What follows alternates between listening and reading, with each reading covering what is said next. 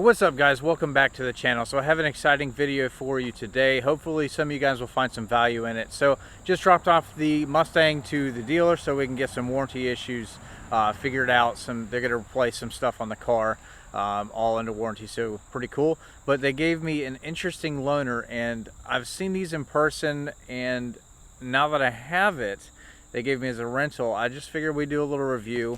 So we're going to spin the camera and show you what we got.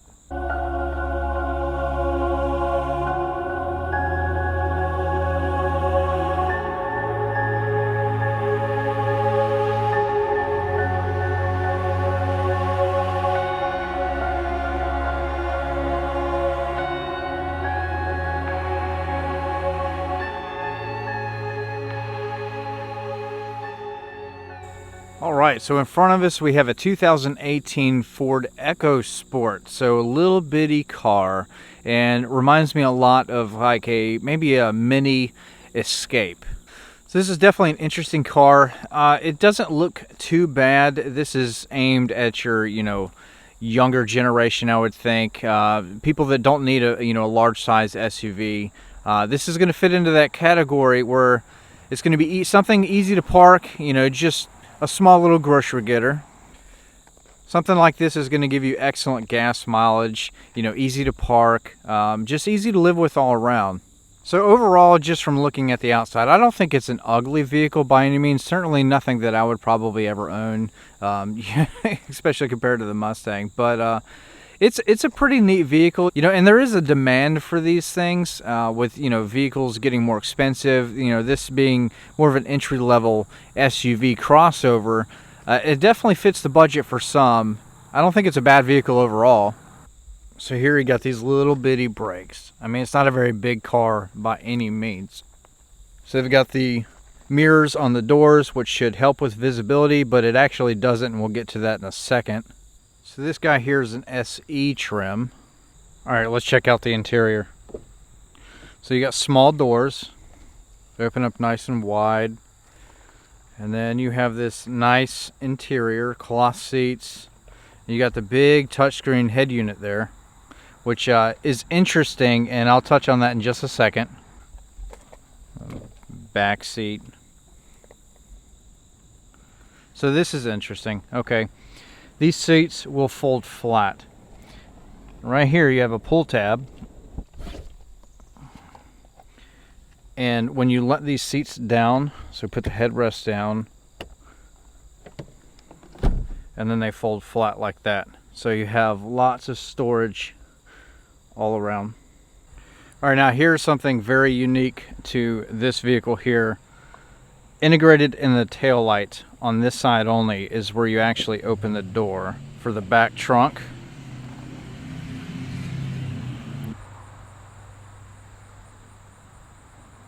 So you don't have a whole lot of storage here, but you do have this interesting design here where this whole thing comes up, and then you can actually slide it into those slots there to adjust the height of the volume in which you can put stuff back here. Once you fold down the seats that way, it does open the vehicle up, so you could take road trips in this, and you could still put a couple of suitcases back here, no problem at all. Now going back to this door, so for the guys that are like in tight cities and parallel parking, you may not have the height to actually have the liftgate go up, so they have it come out to the side. But I think it's absolutely ridiculous, just being completely honest with you, because look how wide this thing is.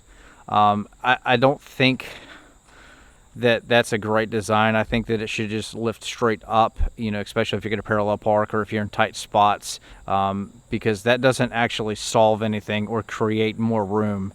I think it actually hinders the vehicle, but it's interesting though, nonetheless. But going back to the access for this tail light, how you get into the trunk, I don't know if I actually like it, because over there, it looks like a normal tail light. Over here, it looks like it has a hole in it, so it just kind of throws you off a little bit, and it is what it is, I guess. All right, so as we jump into the interior, it is a push-button start. So we're not going to fire it completely up, but push button there. You have your nice head unit here. Now this is interesting because Once you're actually close to the steering wheel, like you would normally be in your regular seating position, I feel like this whole thing should have been angled towards the driver a little bit. I think it's a little too close. It's just a little bit awkward, and it's kind of big and bulky. It doesn't hinder any outward view really, and overall it is nice. You know, it's nice and big. It's a big display. It's got the Ford Sync 3. It's very super responsive, which is something I'm actually having a problem with in my 2019 Mustang, but you see how snappy that is, so good on them. And then your center stack here is pretty self-explanatory. It's pretty simple. This does have the auto start and stop feature on this vehicle, which I absolutely hate. I think it's a gimmick and it's just stupid.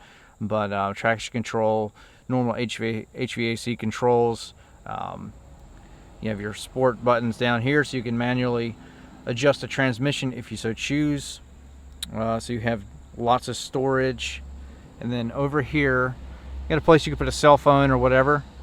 Open up the glove box, and I think this is kind of cool. So it's tiered, so you have flat here, some space there. It's not a very big area, but you have a flat surface here that you could put a phone or something else. So pretty cool. The gauges are nothing fancy, so they are what they are. They serve the purpose pretty well. Gives you all the information you'd ever want to see. You know, given the price of the vehicle, I think it looks right at home.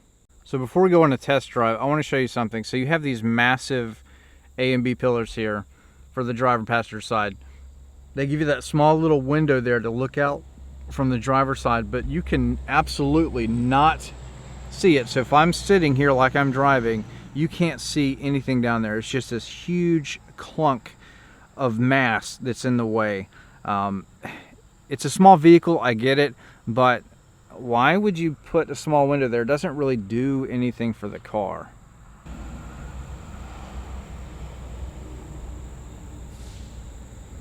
So in the back seats again, I want to touch up on this. So you don't really have a lot of legroom. So I've got about that much width from the seat to the back of this seat. From my normal seating position, I'm 5'11". I like to be generally kind of close to the steering wheel. So there's not a whole lot of room here. Again, I think this vehicle is aimed at, you know, maybe the young college student or, you know, somebody who's getting their first job and just needs a nice piece of transportation that's not, you know, a $50,000 SUV.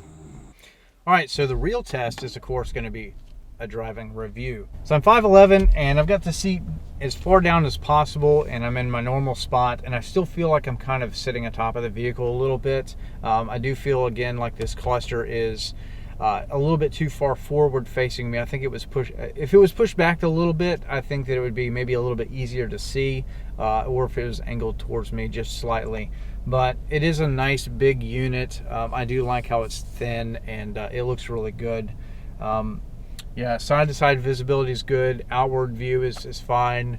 I don't have any weird blind spots just looking, so you have lots of glass everywhere. It's just those A-pillars that are kind of in the way. It's really, really big, and it's really blocking my view, especially on this driver's side. But let's go ahead and take off.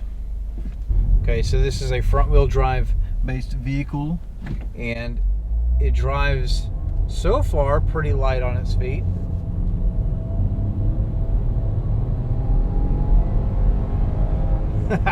As expected, it has no power, you know, but this is not a performance vehicle. But you know, you still want to have some highway passing speed, okay? But yeah, there's not much here, but that's all right. It's still a great car, you know, for just going around town, you know, dropping the kids off to school, do whatever you want to do.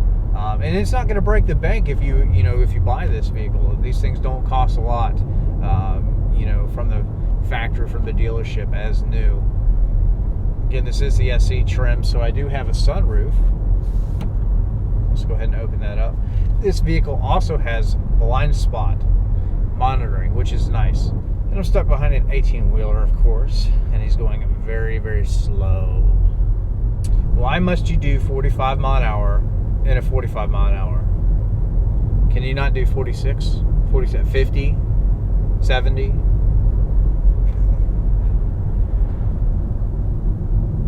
So this vehicle is very, very quiet, you know, just driving it a couple of miles. very, very comfortable. The stereo, I'm not going to turn it up, but it's adequate. It sounds plenty fine, and especially the price point of the vehicle. Again, very, very quiet engine. It doesn't feel like we're swinging all over the road.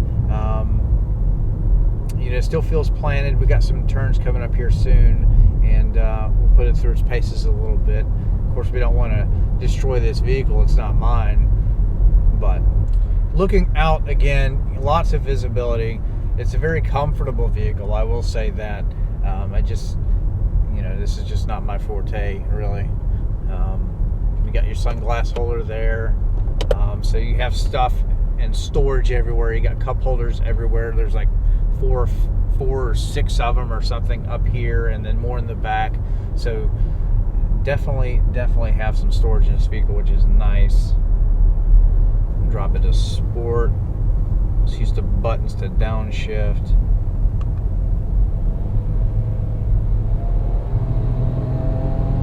Yep, nobody's home. As expected, just manually shifting, there's quite a bit of a delay. But all right, we got some turns coming up. Let's see how it does. I don't generally do reviews like this with normal cars, but it's interesting. Ford gave it to me for the day, so we might as well have fun with it while they fix everything that's wrong with mine, hopefully. So we just got some fast sweeping turns here. We got some traffic ahead of us, but yeah, overall it's pretty flat. It feels fine for just a regular economy vehicle. Nothing exciting, but nothing scary either, which is good. All right, so as I look at the instrument cluster down here, again, I've only had this for a couple of miles, really. It looks like it's got 548 miles on the vehicle, and so far it's been averaging 25 miles per gallon. And I would imagine that that's pretty much mixed city highway from the dealership that I picked it up. So 25 miles per gallon is okay. It's not super stellar though. If you're something this size, because it is a lot smaller than like a Ford Escape, I was hoping to see maybe like in the 30s, and that may be possible, but again, it is still got some weight to the vehicle. Definitely bigger vehicle than the Mustang, but we have a tiny engine, so it is pulling the weight of the vehicle as well. So that does hinder fuel economy there. Overall, it's a pretty nice and pleasant area to be, just driving, cruising around. I would definitely drive this every day. I hate the A-pillars. I don't know if I could ever get used to that. I don't know why. See, Ford, don't hate me, but Ford gets so close a lot of times to having like the perfect vehicle, and then it's almost like they do, and then they back off, and they're like, how can we screw this up about 5 or 10%? And I guess that's the nature of business. Then they improve on the design, and then you want to go buy the next one, and it continues. It's this vicious cycle of ever spending money to get the perfect vehicle. But there's no such thing as a perfect vehicle, honestly, because to each his own, right? Everybody has their own ideas of what they like in a vehicle. I don't think that the Mustang, the S550, even the 18 and up, is a perfect vehicle. It's close. It's definitely a step in the right direction, but there's some things that I would change, and I definitely plan on throwing a video together about that. It's not going to be this giant gripe session. It's just things that hopefully I would like to see improved on the next chassis, the S650, whenever that may be coming out. And that barn looks like it's on fire. Oh, it's a smokehouse. Wow. That was intense. So yeah, I'm cruising about 55 mile an hour. It's pretty quiet. There is some road noise. You got this big blocky mass that's moving through the air, but it's relatively controlled. It's not too bad. I guess, you know, if I were to turn the radio on, it would definitely help, but not too bad overall. All right, so this is my first like real car review that I've done on something not performance related, and let me know what you think about it in the comments. You know, I try to stay as unbiased as possible, and this is the first regular car review, if you will. So if you'd like to see more of this kind of stuff, definitely let me know, and then, you know, definitely I'm going to try to improve every single time that I do it, just like we have done since the creation of this YouTube channel. And so definitely stay glued to the channel. You know, if you like this video, give it a thumbs up, subscribe, and turn the bell on. The bell notification is important. As much as we upload, I don't want you to miss anything. So we do have Mustang Week coming right up in a few days, and definitely stick around for those videos. Should be a lot of fun. So I'm gonna go cruise around in this Ford EcoSport a little bit more and have some fun. And you guys have a glorious, awesome day, and I'll see you later.